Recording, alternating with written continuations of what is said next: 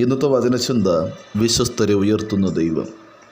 ഈ നല്ലൊരു പ്രഭാതത്തിൽ വചനം ശ്രവിക്കുന്ന പ്രിയ ദൈവജനമേ, ആട്ടിടയനായ ദാവീദിനെക്കുറിച്ച് അപ്പനായ ഈശായ്ക്ക് ഒരു പ്രതീക്ഷയുമില്ലായിരുന്നു. ദാവീദ് ഒരാട്ടിടയനാണ്.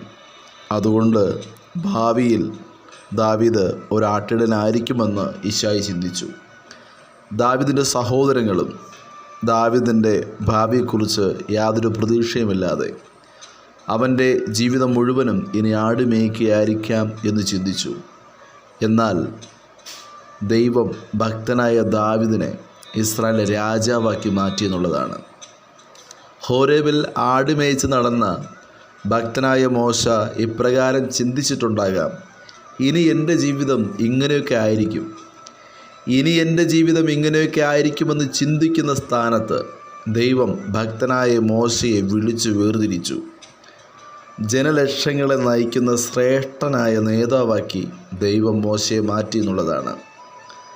ലാബാൻ്റെ ഭവനത്തിൽ ഒരടിമയായ ആടുകളെ മേയിച്ചു നടന്ന ഭക്തനായ യാക്കോബ് യാബോക്ക് എന്ന കടവിൽ വച്ച് ദൈവവുമായി മൽപ്പിടുത്തം നടത്തിയപ്പോൾ യാക്കോബിൻ്റെ പേരിനെ മാറ്റി ഇസ്രായേലാക്കി മാറ്റി.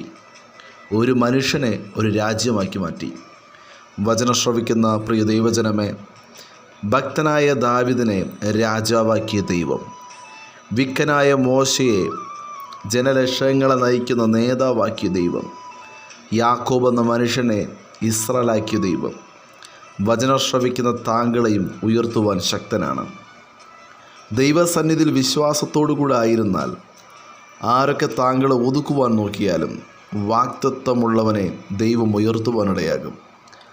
മനുഷ്യരല്ല താങ്കളെ തിരഞ്ഞെടുത്തത്, വചനം ശ്രവിക്കുന്ന താങ്കളെ തിരഞ്ഞെടുത്തത് ദൈവമാണ്. അതിനാൽ ധൈര്യത്തോടു കൂടെ മുന്നേറുക. ഭയപ്പെടുത്തുന്ന ചെങ്കടൽ യാത്രയ്ക്ക് തടസ്സമായി കണ്ടേക്കാം. തടസ്സമായി എരിഹോ മതിൽ ഉയർന്നു നിൽക്കാം. നന്മകളെ മുക്കിക്കളയുന്ന മരണയോർദാൻ മുന്നിൽ തടസ്സമായി കണ്ടേക്കാം.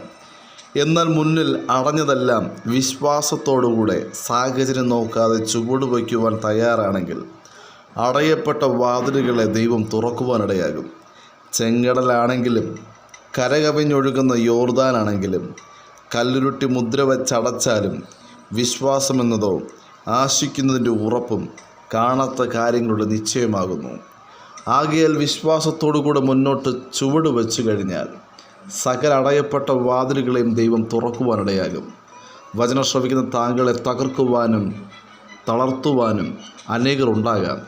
എന്നാൽ താങ്കളെ ചേർത്ത് പിടിക്കുവാൻ ഒരേ ഒരു ദൈവമേ ഉള്ളൂ, അത് കർത്താവ് യേശു ക്രിസ്തു മാത്രമാണ്. എല്ലാ മേഖലയിലും വിശ്വസ്തയോടുകൂടി ആയിരിക്കണം. വചനം ശ്രവിക്കുന്ന പ്രിയ ദൈവജനമേ, സത്യത്തിനെതിരെ മുഖം തിരിക്കരുത്. സത്യമല്ലയോ നമ്മെ സ്വതന്ത്രരാക്കി മാറ്റിയത്. അതിനാൽ അസത്യത്തിന് അനുകൂലികളാകരുത്. അസത്യത്തെക്കുറിച്ച് കേൾക്കുകയും അരുത്. അസത്യത്തിന് നേരെ ചെവി കൂർപ്പിക്കുകയോ ചെയ്യരുത്. അസത്യം കേട്ടാലും മറ്റാരോടും പറയരുത്. നാവിനെ കടിഞ്ഞാനിടണം. ഭക്തനായ യോസേഫിനെ സഹോദരങ്ങൾ പൊട്ടക്കിണറ്റിലിട്ട ശേഷം നിലയെങ്കി ഊരി മൃഗത്തിൻ്റെ രക്തം പുരട്ടി. ഭക്തനായ യോസേഫ് മരിച്ചുപോയി എന്ന് മക്കൾ ചെന്ന് പിതാവായ യാക്കോബിനോട് പറഞ്ഞു. ഭക്തനായ യാക്കോബ് അസത്യത്തെ ആ നിമിഷം വിശ്വസിച്ചു.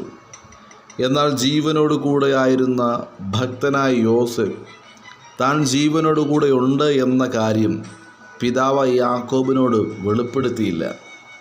വർഷങ്ങൾ കഴിയും തോറും ഭക്തനായ യോസേഫിൻ്റെ ജീവിതത്തിനകത്ത് കടന്നു വരുന്ന പ്രതികൂലങ്ങൾ, ഭക്തനായ യോസേഫിൻ്റെ ജീവിതത്തിനകത്ത് കടന്നു വരുന്ന നന്മകൾ സകലത്തിൻ്റെ മേലും ദൈവത്തിൻ്റെ പദ്ധതിയുണ്ടെന്നും ദൈവത്തിൻ്റെ കരം തൻ്റെ ജീവിതത്തിൻ്റെ മേൽ ചലിക്കുന്നുണ്ടെന്നും ഭക്തനായ യോസേഫ് വിശ്വസിച്ചിരുന്നു. അതിനാൽ ഭക്തനായ യോസേഫ് പിതാവായ യാക്കോബിനെ കാണുവാൻ മിസ്രൈം വിട്ടു പോയില്ല എന്നുള്ളതാണ്. വചനം ശ്രവിക്കുന്ന പ്രിയ ദൈവജനമേ, പൊട്ടക്കിണറിലായിരുന്നാലും പൊത്തിഫറിൻ്റെ ഭവനത്തിനകത്തായിരുന്നാലും കാരാഗൃഹത്തിലായിരുന്നാലും വിടുവിക്കുന്നൊരു ദൈവമുണ്ടെന്ന് ഭക്തനായ യോസേഫിന് അറിയാമായിരുന്നു. വചനം ശ്രവിക്കുന്ന താങ്കളെ മറ്റുള്ളവർ തകർക്കുവാൻ നോക്കുമ്പോൾ, മറ്റുള്ളവർ ഒറ്റപ്പെടുത്തുമ്പോൾ, വിഷയങ്ങൾ ജീവിതത്തിനകത്ത് കടന്നു വരുമ്പോൾ, മറ്റുള്ളവർ അപവാദം പറഞ്ഞ് വിഷമിപ്പിക്കുമ്പോൾ ഭാരപ്പെടേണ്ട. മറ്റുള്ളവർ അപവാദം പറഞ്ഞാലും എല്ലാം കാണുന്ന, എല്ലാ സത്യത്തെയും പുറത്തു കൊണ്ടുവരുന്ന സർവശക്തനായ ദൈവമുണ്ട്. വാഗ്ദത്തം ചെയ്ത ദൈവം വാക്ക് മാറുകയില്ല. ഭക്തനായ ദാവീദിനെ ഇസ്രായേലിലെ രാജാവാക്കി മാറ്റിയെങ്കിൽ, ഭക്തനായ യോസേഫിനെ മിസ്രൈമിലെ രണ്ടാമനാക്കി സ്വർഗം ഉയർത്തിയെങ്കിൽ, ഭക്തനായ മോശയെ ജനലക്ഷങ്ങളെ നയിക്കുന്ന ശ്രേഷ്ഠനായ നേതാവാക്കി മാറ്റിയെങ്കിൽ, വചനം ശ്രവിക്കുന്ന പ്രിയ ദൈവജനമേ, വിശ്വസ്തന്മാരെ ഉയർത്തുന്ന ദൈവത്തെയാണ് നാം ആരാധിക്കുന്നത്. ആകയാൽ വിശ്വസ്തയോടുകൂടെ മുന്നോട്ട് ചലിപ്പാൻ വചനം ശ്രവിക്കുന്ന ഏവർക്കും കർത്താവ് കൃപയും അധികാരവും നൽകുമാറാകട്ടെ. God bless you. ആമേൻ.